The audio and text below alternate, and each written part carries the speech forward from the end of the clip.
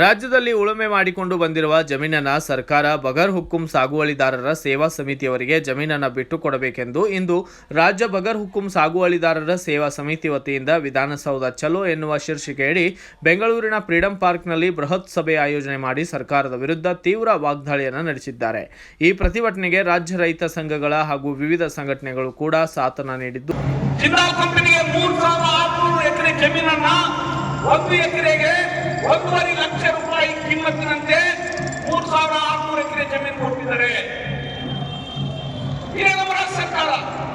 ನೀವು ರೈತರಿಗೆ 2 ಎಕರೆ 3 ಎಕರೆ ಪಟ್ಟ ಕೊಡಂದ್ರೆ ಅವ್ರಿಗೆ ಅದಿಲ್ಲ, ಅವ್ನು ಇದಿಲ್ಲ, ಅವ್ನ ಹೆಸರಿಲ್ಲ, ತಂದೆ ಸತ್ತನ, ಮಗ ಇಲ್ಲ, ಅವನು 5 ವರ್ಷ ಮಾಡಿ ಉಳುಮೆ, 6 ವರ್ಷ ಮಾಡ್ಯಾನ, ಅದು ಫಾರೆಸ್ಟ್ ಲ್ಯಾಂಡ್ ಇದೆ, ಅರಣ್ಯ ಇಲಾಖೆ ಜಮೀನಿದೆ, 108 ಕಾಯ್ದೆಗಳು ಕಾನೂನುಗಳು ಇರ್ತಲ್ರಿ.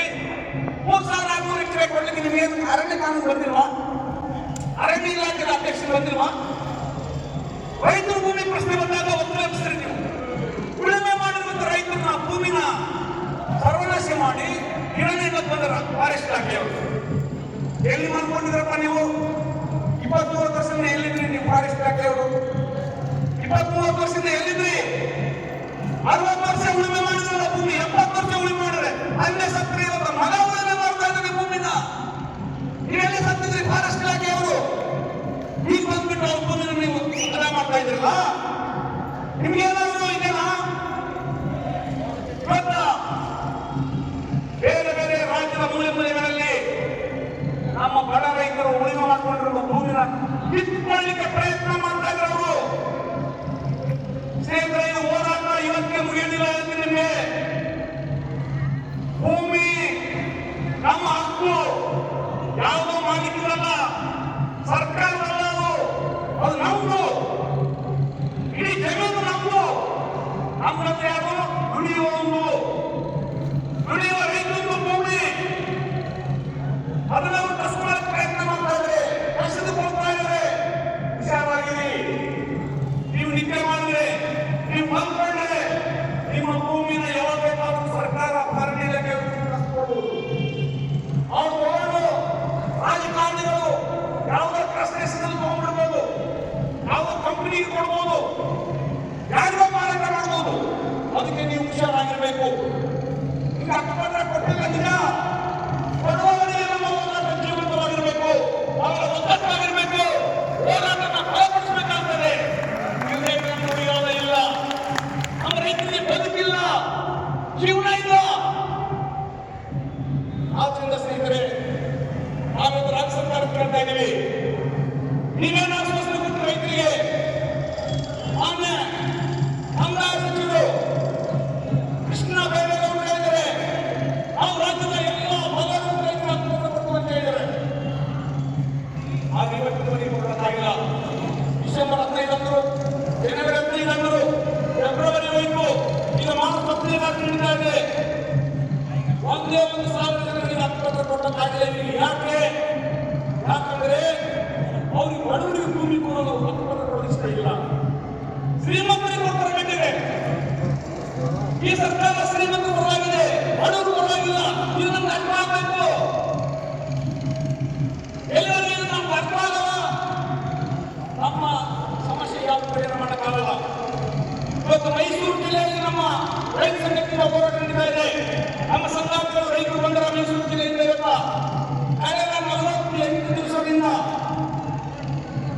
ಹೋರಾಟ ಮಾಡ್ತಾ ಇದ್ದಾರೆ. ಇದಕ್ಕೋಸ್ಕರ ಕಾರ್ಖಾನೆ ತೆಗೆಯುವಾಗ ಒಂದು ಕೊಟ್ಟರೆ ಏನಂತ, ನಿಮ್ಮ ಭೂಮಿ ತಗೊಂಡ್ರೆ ನಾವು ನಿಮ್ಮ ಮನೆಗೆ ಕೆಲಸ ಕೊಡ್ತೀವಿ. ಮಗನಿಗೆ ಅಗ್ರಿಮೆಂಟ್ ಬರೆದು ಕೊಟ್ಟರು ಅವ್ರು ಭೂಮಿ ತಗೊಂಡು ರೈತರು ಇವತ್ತ ಮುಂದುವರಿಸೋಣ ಅಂತ ಹೇಳಿ ನಾವು ಹೋರಾಟ ಮಾಡಿದ್ರೆ ನಮ್ಮಲ್ಲಿ ಕೆಲಸ ಇಲ್ಲ ಅಂತ ಹೇಳ್ತಾರೆ.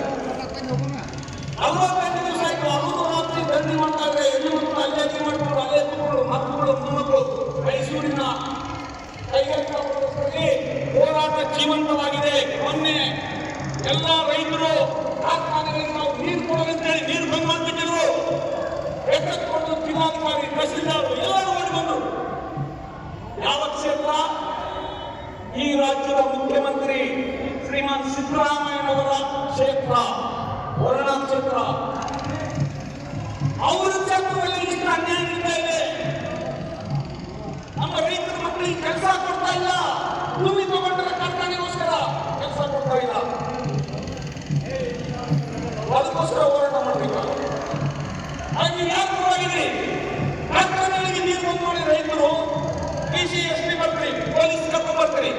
ಆ ರೈತರಿಗೆ ಕೆಲಸ ಕೊಟ್ಟಿಲ್ಲ ಅವ್ರ ಮಕ್ಕಳಿಗೆ ಅಂದ್ರೆ ನೀವು ಕಾರ್ಖಾನೆಯವರಿಗೆ ಕಿವಿ ಇಟ್ಟು ಕೇಳಬೇಕಲ್ಲ. ಏನ್ರಿ ನೀವು ಮಾತು ಕೊಟ್ಟಿದ್ರಿ, ಭೂಮಿ ತಗೊಳ್ಳುವಾಗ ಭೂಮಿ ತಗೊಂಡು 15 ವರ್ಷ ಆಯ್ತು, 20 ವರ್ಷ ಆಯ್ತು, ಕಾರ್ಖಾನೆ ನಡೆಸ್ತಾ ಇದ್ರಿ, ಲಾಭ ಮಾಡ್ಕೊಳ್ತಾ ಇದ್ರಿ, ಕೋಟ್ಯಾಂತರ ರೂಪಾಯಿ ಕಳಿಸ್ತಾ ಇದ್ರಿ.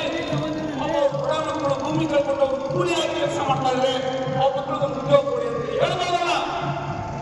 ನಮ್ಮ ರಾಜಕಾರಣಿಗಳು ಹೇಳಕ್ಕಾಗಲ್ಲ, ಮಂತ್ರಿಗಳಿಗೆ ಹೇಳಕ್ಕಾಗಲ್ಲ, ಈ ರಾಜ್ಯದ ಮುಖ್ಯಮಂತ್ರಿಗೆ ಹೇಳಕ್ಕಾಗಲ್ಲ.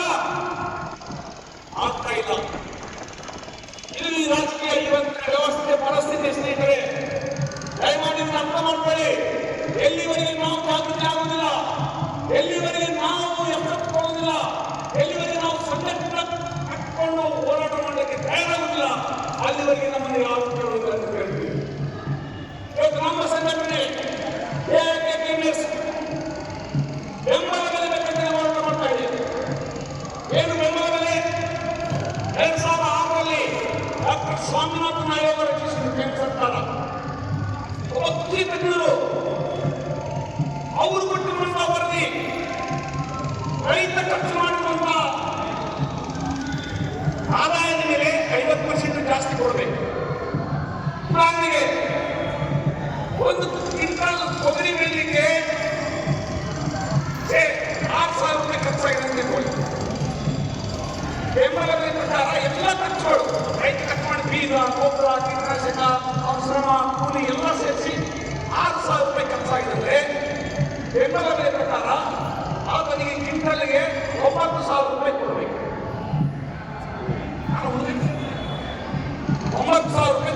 ಇದೇ ಸಂದರ್ಭದಲ್ಲಿ ಬಗರ್ ಹುಕ್ಕುಂ ಸಾಗುವಳಿದಾರರ ಸೇವಾ ಸಮಿತಿಯ ರಾಜ್ಯಾಧ್ಯಕ್ಷ ಸುರೇಶ್ ಹಾಗೂ ರಾಜ್ಯ ಉಪಾಧ್ಯಕ್ಷ MK ಗಾಣಿಗೇರ್ ಸೇರಿದಂತೆ ರಾಜ್ಯದ ವಿವಿಧೆಡೆಗಳಿಂದ ಅಂದರೆ ಜಿಲ್ಲೆಗಳಿಂದ ಬಂದಂತಹ ಬಗರ್ ಹುಕ್ಕುಂ ಸಾಗುವಳಿದಾರರ ಸೇವಾ ಸಮಿತಿಯವರು ಪ್ರತಿಭಟನೆಗೆ ಭಾಗಿಯಾಗಿದ್ದರು. Bureau report Rajesh S Desai, Bharat Vaibhav news, Bagalkot. Thanks for watching. Read, discuss and debate with editor Dr. Yan Prashant Rao. Wanted reporters in print, digital and visual media for Bharat Vaibhav Daily Newspaper, BV News 5 Channel and BV Fast Web News from all the talukas of Karnataka, Goa and Maharashtra. If interested, send your resume to 9019229369.